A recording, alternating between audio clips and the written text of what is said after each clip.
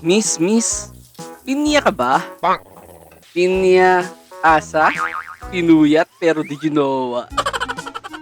Uy, sapul siya. Itong mga recipe ko na lang kasi ang pagpuyatan mo. Ay, kidding aside, ang recipe natin today ay isa na namang classic Filipino recipe. Malimit natin itong makita sa mga handaang Pinoy. Ito ang pininiyahang manok sa gata.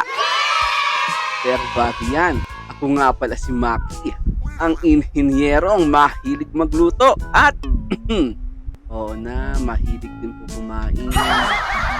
Ano pang hinihintay nyo? Tara, samahan ako sa isa na namang masayang pagluluto.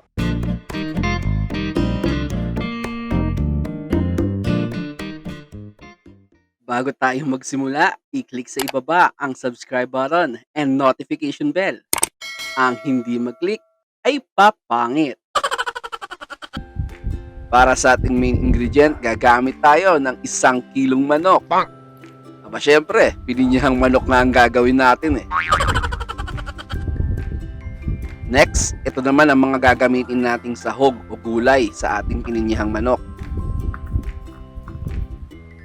Sabay-sabay na natin tong hihiwain para pag nagluto tayo mamaya ay puro lagay na lang. At huwag kang mag-alala, para sa ating complete list of ingredients and exact measurement, inilagay kong lahat ito sa description box below. Nandito na rin ang mga related recipes na tiyak na magugustuhan mo rin.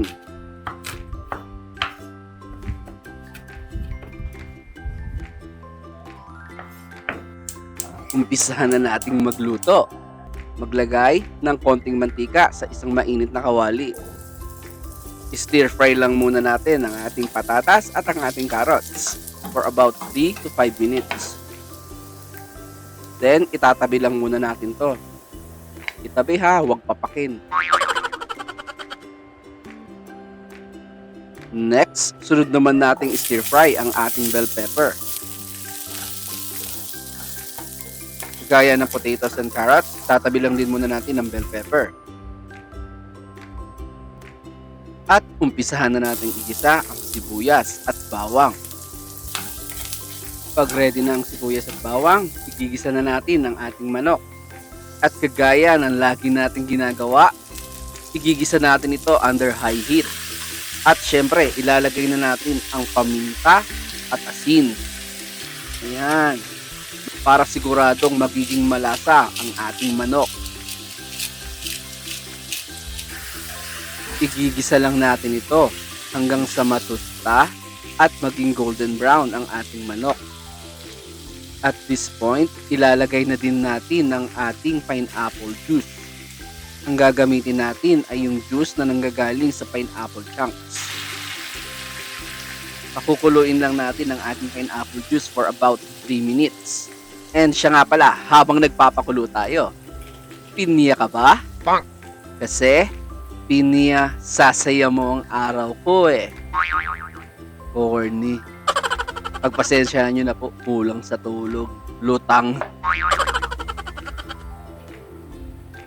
Next, after 3 minutes, ilalagay na natin ang gata. Para sa ating recipe, ang gagamitin natin ay yung nasa lata na gata. Ang katumbas nito ay ang unang katas na nagmula sa 2 nyog. Mas pinili kong gumamit ng dilata kasi mas readily available ito sa lahat, lalo na sa mga kapatid nating OFW. At isa pa, mas malapot at mas consistent ito at hindi ka pa mag-worry sa expiration date kasi nga nasa lata. Pero kung may makukuhanan ka naman ng fresh na gata, ay mas mainam. Siguraduhin lang na ang kukunin natin ay yung unang katas o yung tinatawag nating kaka. Pakuluin lamang ang gata ng 5 minutes bago tayo maglagay ng iba pang ingredients. Next, pwede na natin tong timplahan. Idagdag ang cayenne pepper at saka patis. Optional lang naman ang cayenne pepper. Mas masarap kasi yung may konting anghang. Kaya kung meron ka, ilagay mo na para mas lalong sumarap.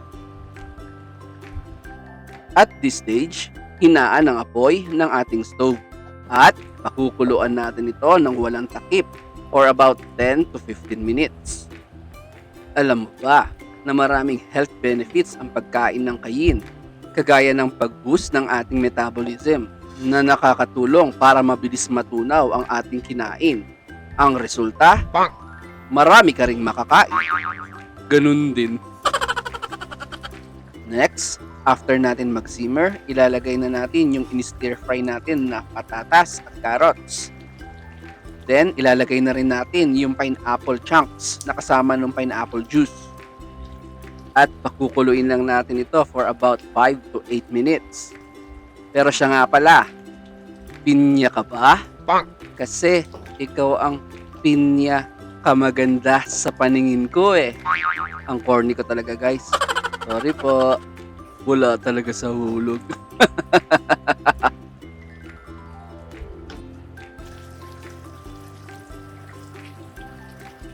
Pag na-achieve mo na ang gusto mong lambot ng patatas at carrots, pwede na nating idagdag ang bell pepper at pakukuluin lang natin ito ng 1 minute para hindi masyadong malutak. At alam mo ba na mas mayaman sa bitamina ang red bell pepper kumpara sa green? Marami itong vitamin C and antioxidants kagaya ng beta-carotene na malaking tulong para sa ating mga estudyante. Ang beta-carotene kasi ay isang magandang source ng vitamin A na talaga namang nakakalinaw ng ating mga mata. May kasabihan nga tayo, ang batang matalinaw, batang matalino. Kasi nga, tanaw ang lahat. Ay, tapos na pala tayo. Ang daldal ko kasi.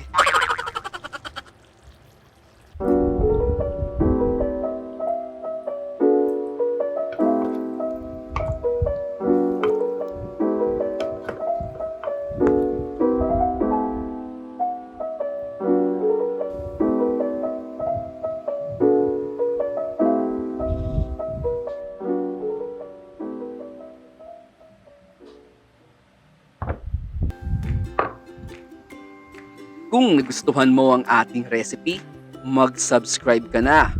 At kung may tanong ka o di kaya naman violent reaction, i-comment lang yan sa ibaba at pag-usapan natin.